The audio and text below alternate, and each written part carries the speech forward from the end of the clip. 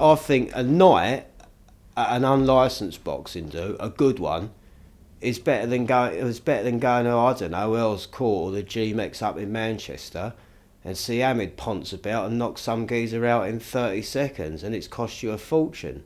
You know, it's a much better night. There's no doubt about it. Unlicensed boxing nights, if you hit the right night, is a good night.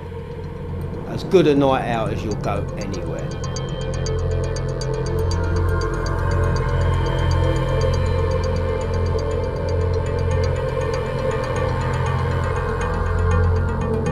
So that's what's your fault?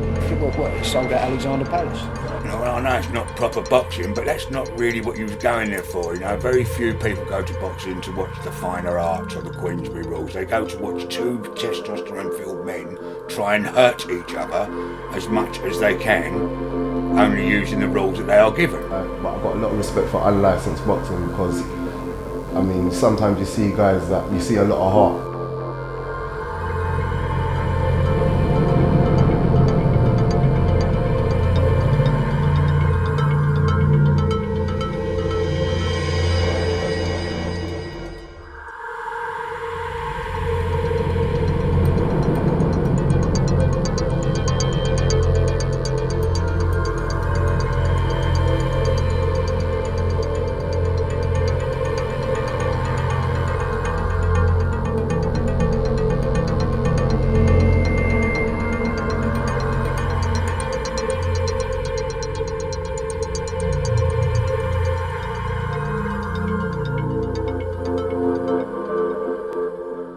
Yeah, I mean, there's shows all around the country. It's becoming really popular. Yeah, I can't see it being televised or anything like that. I think it'll always be underground. That's what makes it what it is. That's what makes people want to watch it, you know? Right now, everywhere you look, there's what they call semi-pro unlicensed fights everywhere now. And they sell out. You'd be surprised they sell out. And then you go to some professional fights, and it's shockingly horrible. You'd be surprised, big names, but no one coming to watch. But maybe it lacks the spice and the excitement that there is in unlicensed. You know what I mean? But if you come to an unlicensed fight, I see this, you are definitely going to have fun. You know what I mean? The atmosphere itself is really good, you know, and you will have fun, to be honest, you know.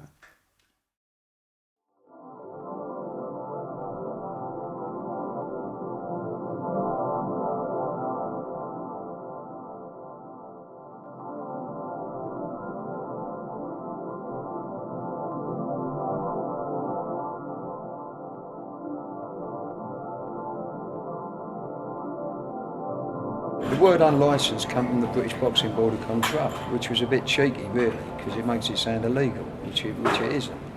But they branded it unlicensed because it wasn't licensed to the board, which it all started when Roy Shaw came out of prison, as you probably know, and he tried to get his pro licence, and because he had a criminal record, and that mixed together with a little bit of his age, they give him an hard time and they refused it. So, you know, in them days you didn't have as much as what we had today with restricting the trade and all that type of stuff. So lawyers were going to go around and doing that. So the only option they had was they went like, put two fingers up to him and went, I'll tell you what, we're going to do our own thing.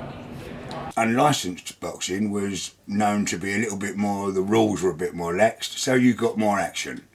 This brought out stars such as Lenny McLean, Roy Shaw, Harry Starbuck, Colombo, and right now you're only allowed to punch that guy in 3-minute intervals with sponges tied to your hand. Well, years ago, you know, you could throw the odd nut near him, right? When he went down, you could get away with the odd kick in the head. You know, it was a lot more exciting. You know, and you very rarely got one stretch on for 12 or 13 rounds. You know what I mean? They were over in 3 or 4 minutes.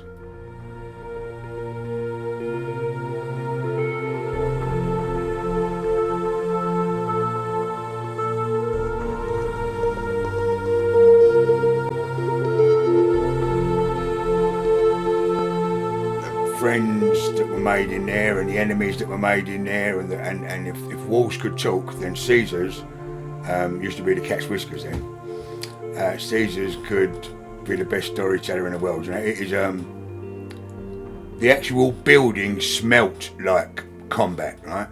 I don't know what it was like on the normal Saturday night dancing, but it was still a bloodbath, right? The place just smelt like you should fight in it. Whatever that smelt like, it looked like, there was dents in the wall. There was, you could look. It just looked ag. And the Roy Shaw and Lenny McLean fights actually brought the whole of unlicensed boxing into the public eye. Right? They were individual stars anyway in the criminal fraternity. Right? They were, for their own individual reasons. They were stars anyway. So for them two to actually end up having combat with each other, that was as entertaining as Rooney and Beckham having a 1-against-1. It was something to watch, and they all had their own following. But Lenny was a big, strong guy, hell of a strong guy. The first fight, Roy beat him, which is a shame it wasn't caught on film, but he did beat him. I was actually there. Second fight, Lenny beat him, and the third fight, we've all seen it on the governor. Lenny destroyed Roy. Roy said he was on them pills, the ginseng. If he says he was on them, he must have been on them. There was a big age difference, hell of a lot of age difference, between Lenny and Roy. Lenny was 28, was he? 20, something like 20. Roy was like nearly 40 or in his 40s, so there was a big age difference, big height difference, and Frank Warren even said, if Lenny would have turned pro, he would have been a good pro. Because most of these fights had to happen low key, undercover, and no one could. So you couldn't advertise. You couldn't put a poster up or a flyer or see if you can sell some more tickets. It was all done through word of mouth and down the boozer. Well, Pyle wanted to spice it up. He wanted to put some publicity around it and earn some proper money, like winner take all, 10 grand and things like that. Well, I don't know if you're aware, but professional fighters can go home with 200 and 300 quid. You know what I mean? That's all they get. 400, 500, 600 quid or something, and he can't have another fight for 7 weeks. Works out at £75 a week to be a professional boxer. You understand, man? Well, if you get one of these like Lenny McLean fights and Roy Shaw, that conjured up the imagination, winner take all. It was 2 men. They didn't even want a round. They didn't want a bell. They weren't technically the greatest boxers in the world, but they loved a scrap. And they actually weren't cutting it on the skill level, but they were making up for it in the arsehole level, right? In the guts and the rocky stuff, you get what I mean? So it sort of branched out, and then the unlicensed boxing came in, which is, personally, I think it was a little bit better a few years ago when there weren't so many sort of health and safety rules around it, Now you've got a doctor and you've got a ref that does know what he's talking about, and the rounds are more or less the same time each one, you know what I mean? But in them days, it was... there weren't no doctor present, and you just battered the living daylights out of each other until someone was bleeding a lot or lying on the floor. Maybe the fellas were a bit more angrier back in the day, because obviously back in the day you could have a little punch up and it was all cool. Nowadays you've got to have things in place like doctors, St John's ambulance, medicals, weigh-ins. You've got to do things a different way, which is taken care of by the other half of the team. Can I just say that being an unlicensed show, it means, now there's no government mandate in this country for a boxing board of control. Now the boxing board of control are a limited company. They are a company, end of story. No one can say that they have got a government mandate whatsoever. So anyone can put a boxing show on.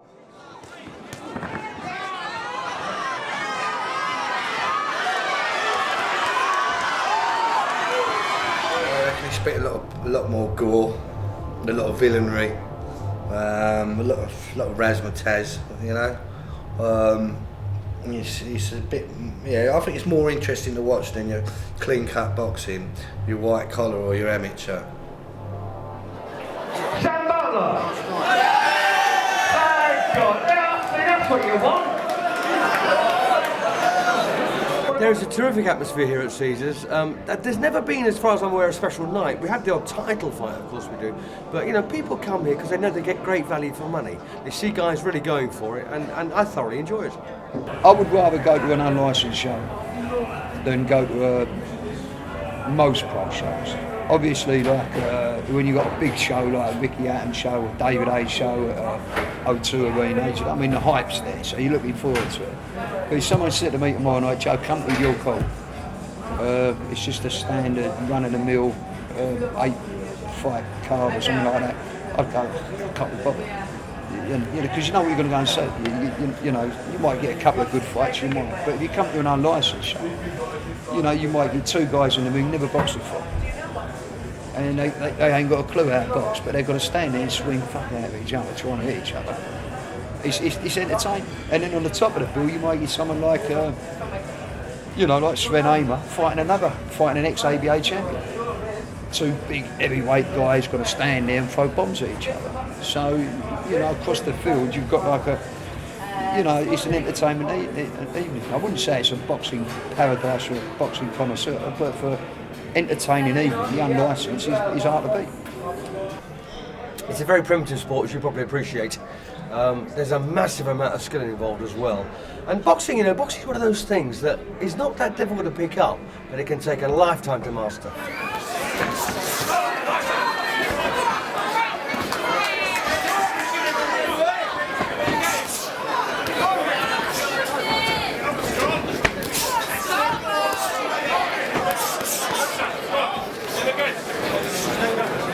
Well, the governor title is something which we inherited. There was a big dip when Lenny and Roy gave up. It went, it was useless. And then Alan Mortlock was doing the shows. He was doing it. And then Ricky English started doing a few of the shows. And then Ricky came to me, and we was doing a few of the shows. And then we resurrected the governor title. And Sven won that. We had Norman Buckland won it. Joe Kazc, then he beat Sven. When Sven Haim would defend, he had it for about 5 years. Then Joe Kazc beat him, and then Joe Kazc was stripped, and Norman Buckland won it. Norman Buckland gave it up, and Joe Kazc come back and won it again. And he fought Gary Sayers for it when they all went outside the ring. They both went over the top and started punching each other outside the ropes, and that was a bloody night. So it's still there, but Sven Haim would have held his own with Lenny and Roy, on his day. But Sven was a good pro. I used to promote him in the pros, promote him at Wembley, won the Intercontinental title. He was a good fighter.